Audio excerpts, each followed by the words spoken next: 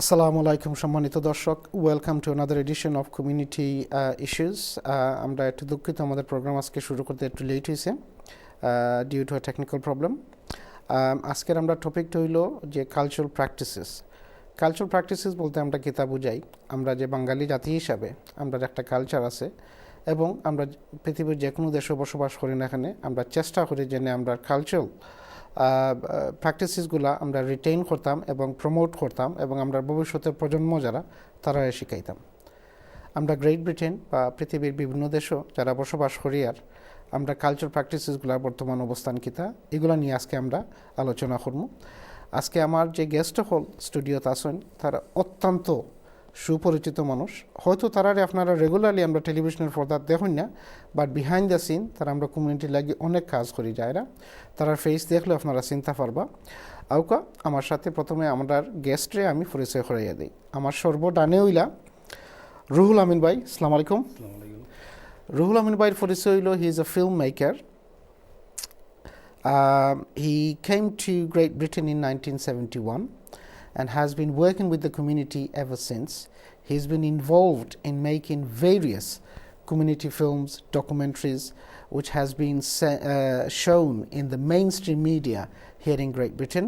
We are very privileged to have him here in ATN Bangla UK and in particular in my program. Ruhul bhai, আপনি কেমন আছেন আর আজকাল কি করতেছেন? খুব ভালো। আমি তো এই সিনেমা নিয়েই ব্যস্ত, তো সেই ফিল্মের কাজ চলছে। আর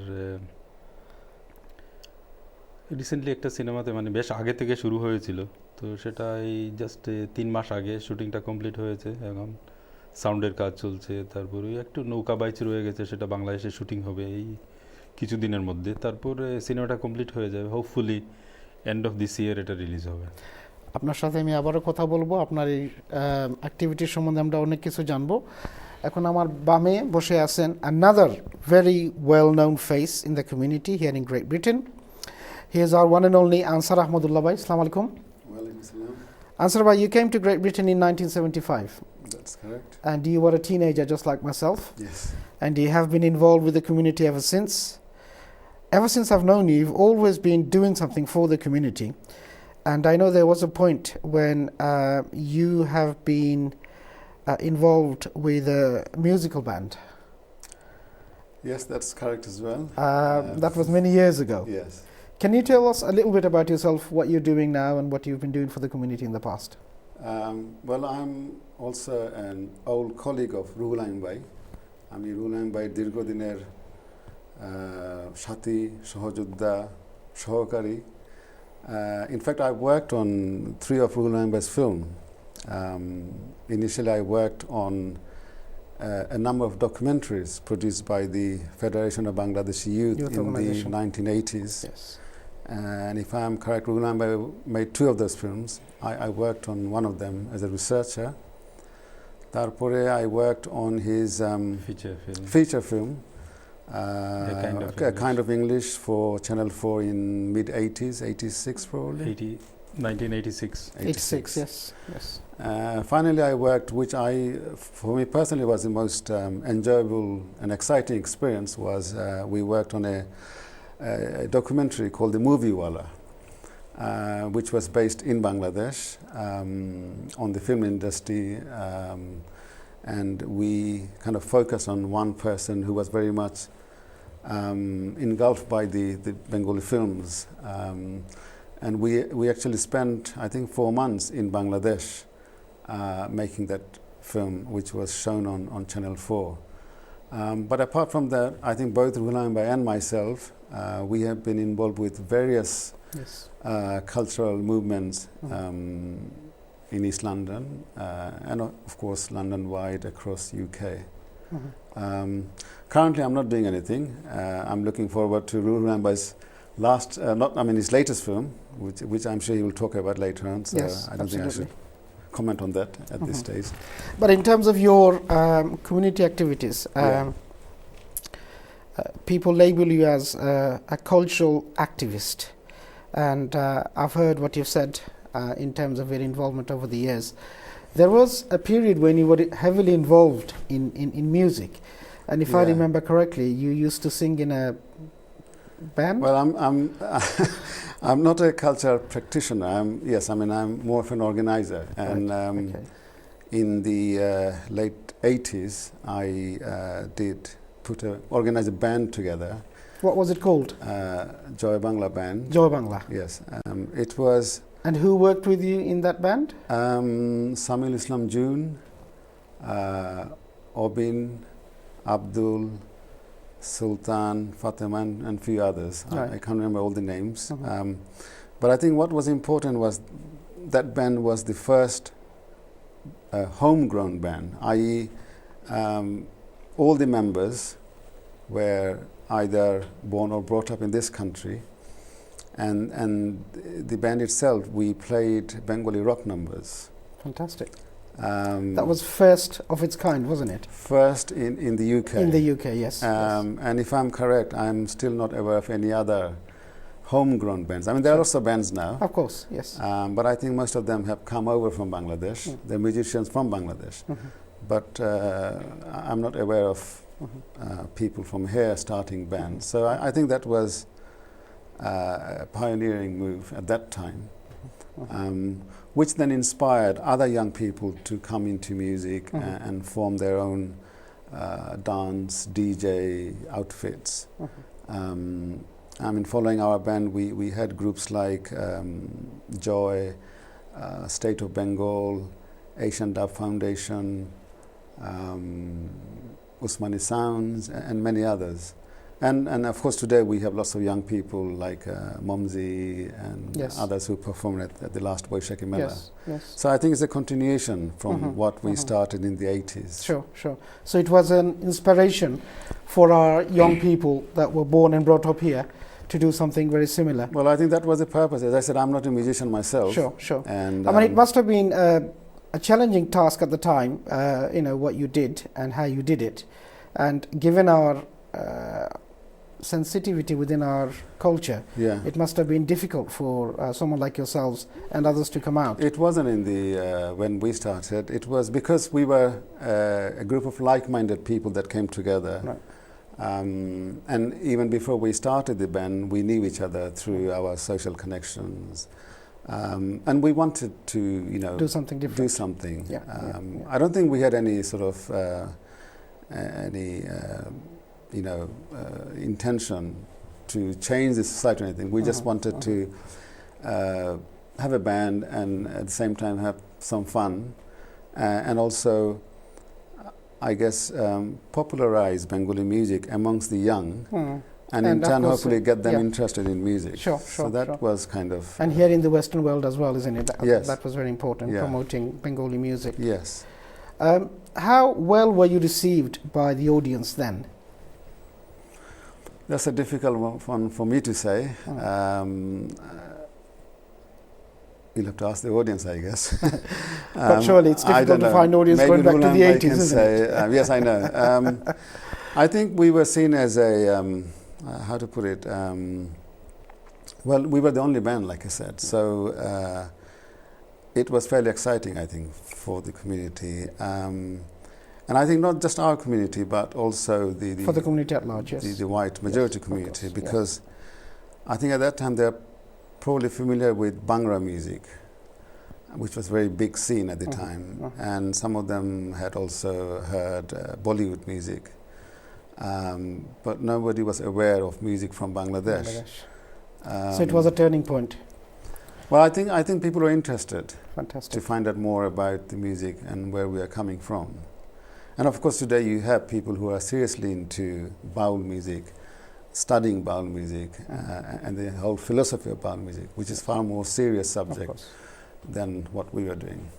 Thank you very much, Ansar Bhai. We will come back to you and hear some more about your activities.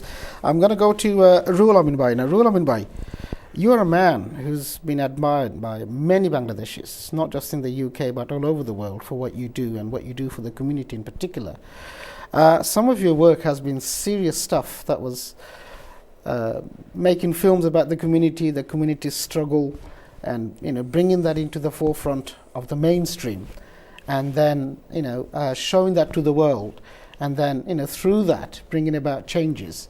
How difficult has it been for you for someone who's come here in the early 70s to get involved, and what gave you the motivation to be involved in such work?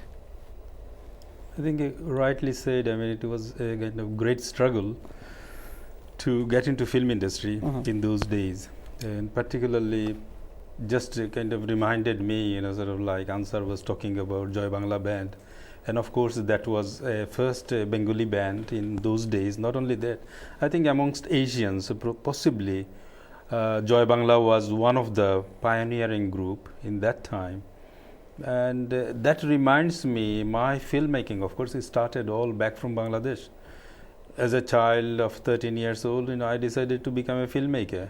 In Bangladesh? In Bangladesh, at the age of 7, I said I'll make film and I will become a filmmaker. And at the age of 13, I made my first short film. In Bangladesh? No, in this country. But it all started from Bangladesh, because greatly kind of inspired by watching Bengali films in those days. Also didn't really understand very much, but somehow that kind of artistic sensibility were there, and that kind of encouraged me to carry on in that line. And when I came to this country, within a week I bought a camera, and since then I followed. And then later on I started working soon after finishing school. I started working in British film industry as a trainee, then worked for a few years, and then made films for Channel 4, documentaries, then made feature film, then went back to film school, National Film and Television School.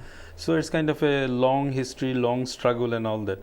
But what is really interesting when you talk about community and where we came from and that perception, it is very interesting that I was the first Asian filmmaker. Not many people know. I mean, about 2 years ago, I went to this Indian Film Festival, and there were a lot of people there came from India, and British Asian filmmaker, and people from that time, early kind of 80s, people were struggling, filmmakers from other communities, Asian communities, and I came to know a few of them, and they were there, some of them kind of working for television, some of them are producers and all that.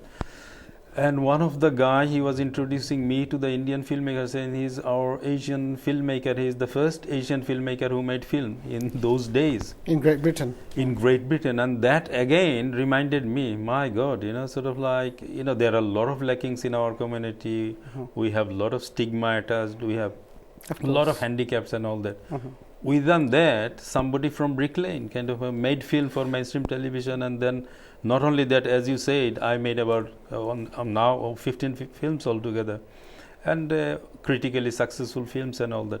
So that kind of shows that the strength of not just an individual, a culture where I came from, and that culture is partly to do with the background which is our Bengali culture.